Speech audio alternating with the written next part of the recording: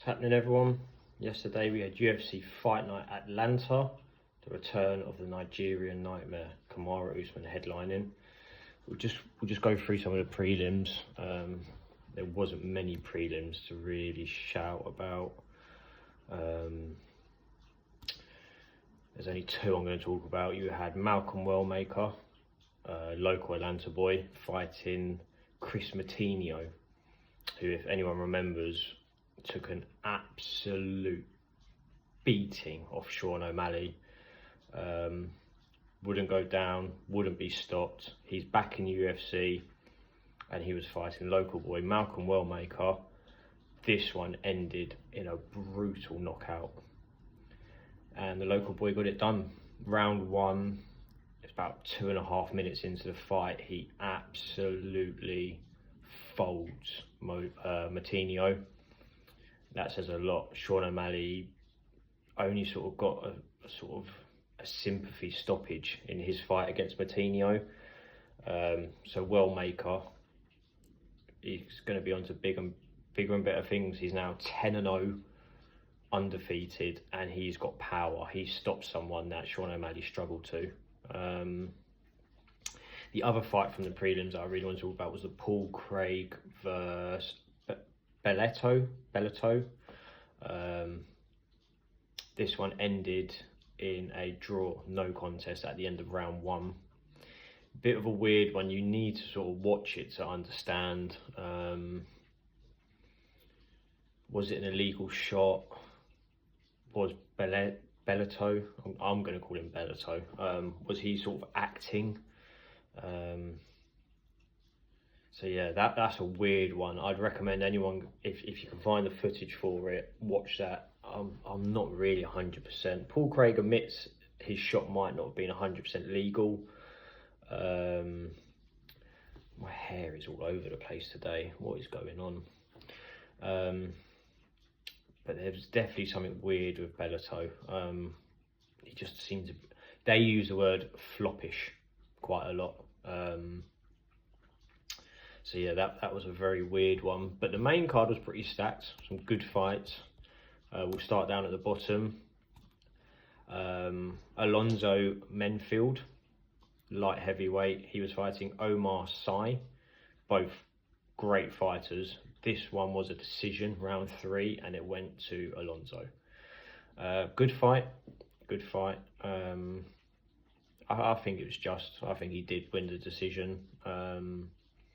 We then went to middleweight for Mansour Abdul Malik against Cody Brundridge. Malik moves to 9-0 with another decision win. Again, fully deserved. Absolutely amazing performance. I'd like to see him versus someone like... I'd like to see him versus Michael Venom Page. I know he's got a middleweight fight against Cannonier, but I'd like to see Malik against someone like Michael Venom Page, a stand-up striker. I think that'd be a really interesting fight. The next fight was an absolute OG, Cody Garbrandt, Mr. No Love. He was fighting Barcelos, who's an absolute beast. And I was rooting for Cody. He did lose the decision. Wasn't a terrible performance. He's still got that dog in him. I'll give him that. He was put in a few awkward positions throughout the fight, and yeah, no, I think he held his own. But Barcelos did win the fight. It's just sad to see a fighter like that. I remember watching him versus Dominic Cruz. That performance was just something special, and to see where he's at now on the losing streak that he's on, it's quite sad. But fair play, he got in there. He came out pretty unscathed. He was saying that he's not done, it's just a bad day in the office and he'll be back. We then go to another middleweight fight. We had Andre Pretosky against Edmund Sharbazian, who's a fantastic fighter. This one also went to decision, and Sharbazian took it. bit of a closer fight, but I think it was a right decision. Even Sharbazian versus Malik, that would be quite a good middleweight fight. And it makes sense. They've both just come off decision wins. So yeah, I'd like to see that match up. But yeah, another win for Sharbazian. We then go to the co-main event, which was a woman flyweight bout. It was Rose Namajunas versus Miranda Maverick. First round, I'd have given it to Rose. Second round, Maverick nearly had that submission was tight. That was a seriously bad position for Rose, but she survived. And then she comes out round 3 looking good. She manages to drop Miranda in the third round, and I had to give it 2 rounds to 1 to Rose, so I think that was a just decision. Space Goods, best product about. And then we go on to the main event. The Nigerian Nightmare Kamara Usman against the ever so dangerous Joaquin Buckley.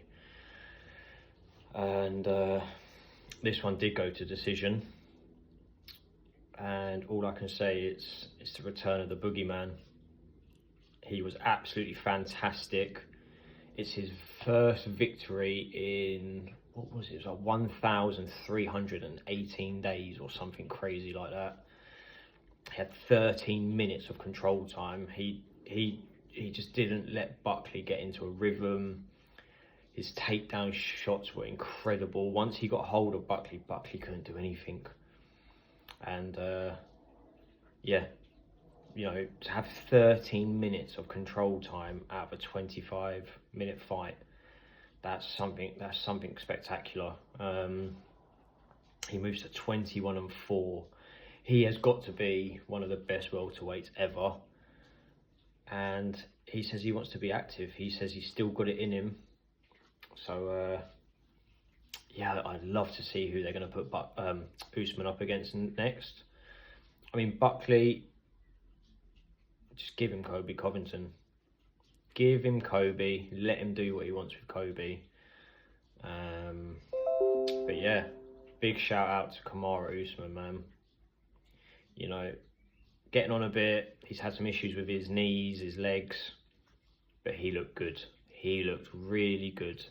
So it's the return of the Nigerian Nightmare. He's going to take all the headlines from tonight.